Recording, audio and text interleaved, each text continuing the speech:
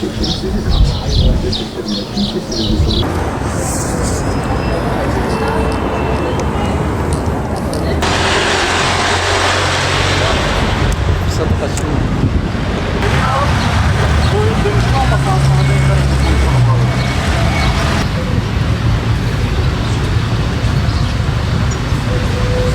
yani şöyle diyeyim her şeyden önce, bugün asgari ücretin en az hakkı 40 bin liradır. Evet. Yani bir ailenin ferah içinde yaşaması için 40 binin altına düştü mü zarardır. Malum şu an günümüzde krizler olduğu zaman, zamları gördüğümüz zaman, efendim söyleyeyim bugün insanlarımız göç ediyor. Kira, elektrik, avuç başı gidiyor. Kiradan daha ziyade bugün işsizlik avuç başı gidiyor yani. Şu anki gördüğünüz bütçe zaten yeterli değil. Kriz üstüne kriz. Bu nereye kadar? Biz bugün tabii istiyoruz ki 40 bin lira ve üstü de olsun. Ama bugün ne kadar desek de demesek de bugün asgari ücret ne kadar yükselirse zamlar da o kadar gelir. Yani bir şekilde bunu durdurmak lazım ekonomi olarak. Dengede olması lazım tabii her şeyden önce. Çünkü denge çok çok önemli. Ondan dolayı biz diyoruz ki artık yeter. Hani hem Maliye Bakanımıza bunu söylüyoruz. Maliye Bakanımız almış vergileri gidiyor. Yani ne esnafı dinliyor, ne işverenleri dinliyor, ne patronları dinliyor. Ve şu anda günümüzde esnaflık diye bir şey kalmadı. Kapatan. Vergi üstüne vergi, vergi üstüne vergi, vergi üstüne vergi. Bugün biz diyoruz ki 40 bin lira olsun. Yılbaşından sonra bakın zaman nasıl olacak. Duracağı bir yerde yok. Bu kriz nereye kadar? Ondan dolayı halk artık bir şekilde nefes almasını istiyoruz. Kesinlikle rahat bir nefes almasını. Hiçbir şekilde bu denetimin önüne geçilmez. Bunu ilk başta hükümet kendi yanında bir kota getirmesi lazım. Ve bu her şeyden önce büyük esnaflar biz diyoruz. İşte 3 harfliler. Hani isim vermeyeyim, reklam olmasın. Yani bu küçük esnaf ne yapsın? Mahalle arasındaki bakkal yanında hem başında bir 3 harfli bir mağaza açılıyor. Bir işte market açılıyor. Adam ne yapıyor? 2 ay sonra kapatıyor. Bir şey yok. Ondan dolayı biz ne kadar desek de bu zamanın önüne bir şekilde geçilmesi lazım. Her şeyden önce bir esnaf paketi olması lazım. Esnafa bir ferahlık paketi olması lazım. Ondan dolayı biz her zaman diyoruz ki biz işçinin yanındayız. Tabii işveren de haklı bu konuda. En az 40 bin. Ama 40 bin olursa da yarın öbür gün de o zaman etin kilosu 1,5 lira olacak. Ben ne anladım bu işten? Yani ondan dolayı hiçbir şey bu şekilde durduramaz. Bunu hükümetin bir şekilde dur demesi lazım. Özellikle şu 3 harfler, kasaplar, marketler öne geçilmesi lazım. Bir kere bu vergiler ya ağzını açıyorsun vergi, KDV, %20, %18. İlk başta sen şu vergileri bir indir. Esnaf paketine bir ferahlık ver. Esnafa yol aç ki o esnaf da artık hani bir indirim yapabilsin. O da yok. Malum öyle işte. Asgari ücret maalesef yıllardır bu ülkenin bir kangren sorunu haline gelmiş durumda.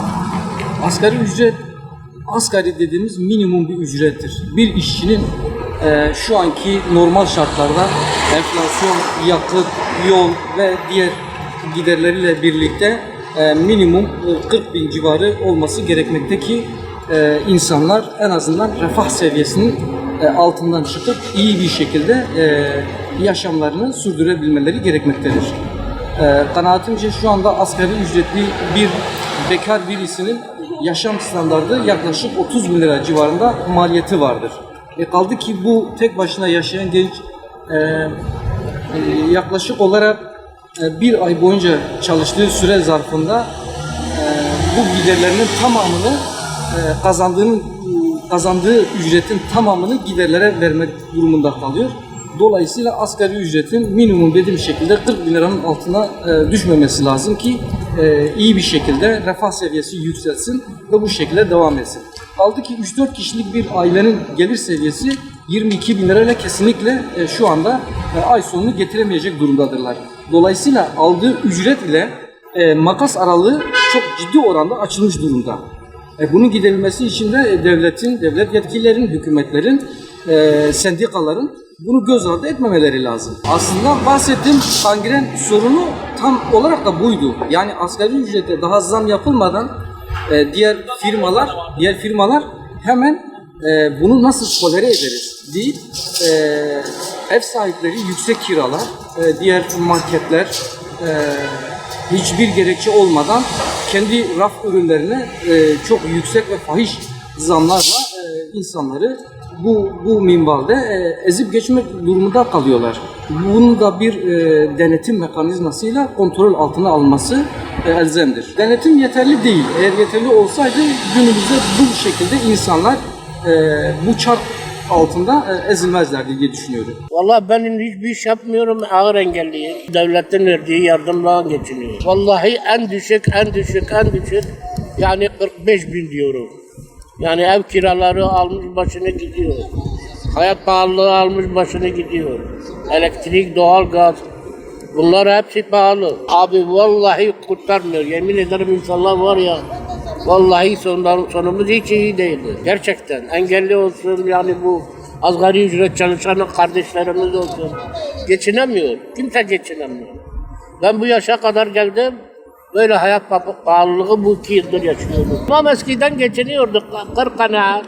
Artık millet var ya isyan ediyor. Yemin ederim yani. Buna bir dur demek lazım yani. Fırsatçıdırlar zaten, ne kontrol var ne bir şey yok. Herkes kendi kafasından atıyor. Yani belki o devlet arttırmıyor, onlar kendi kafalarında. Onlar da başka insanların görevini yapmalarına davet ediyorum. Denetimi sıklaştırsınlar. Zaten Türkiye'de böyle bir şey olmaz. Başka devletlerde yaşanmıyor öyle şey. Yani hemen fırsatlardan faydalanan bir toplumuz. Artık hiç acıma yok. İnsanların yani Allah sonumuzu hayır etsin. 45 bin de karşılamıyor ama böyle 40 kanaat. Ya dünya malı dünyada kalıyor yani. Kimse sırtında alıp getirecek o bir dünyaya diye bir şey yok. Ama ne yaparsın? Yani hayat ihtiyaçtır. Efendim insanlar valla geçim yapamıyor. 22 bin lira, 23 bin lira. Veya bu engellilere verdikleri maaş. Allah devletimizi var etsin. Allah başımızdan eksik. Ama tamam. İnsanlar geçinemiyor. Artık var ya engellileri insanlar çöpe atıyor. Sokağa değil çöpe atıyorlar. Yani bu hiçbir şey geçim sağlayamıyor. Maaş veriyor 50 tane bilmem kural koyuyor.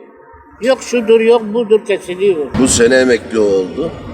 43 yıl hizmet ettim sağlık sektöründe. Memur sayman olarak hizmet etmiş bulunmaktayım. Hizmetimi sürdürdüm. İnan en az 50 bin kurtarır. En az yani açlık sınırı şu anda açlık sınırını aşabilecek durumda en az 6 bin. 50 bin. Bir sürü masraf var. Yine şu anda ev kendimin.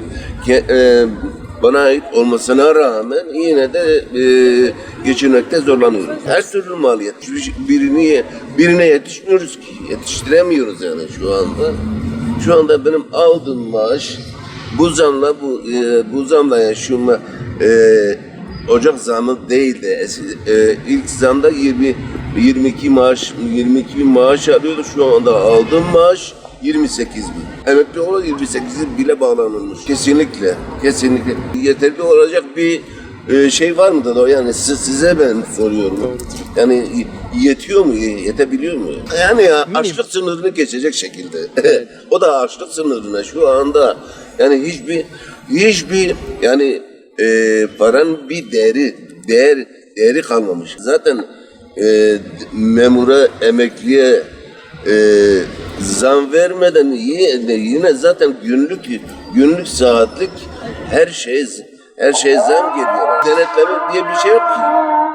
Kanun olmasa, nizam olmasa kimi denetleyecek. Kesinlikle yok ki. Yok.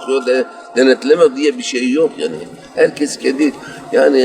Herkes kendi kafasındaki şeyi kimin hesabına ne gelirse onu uyguluyor. Yani. Vallahi hiç umut etmiyorum. Yani hiçbir umut beklemiyorum. Yani. Bekleyecek bir umut yok yani. Çok geçen zam maaşına benim maaşıma 3000 TL zam yapıldı. Tabii canım 3000 lira. 24 bin alıyordum 28 oldu. Ne kadar sence ne kadar?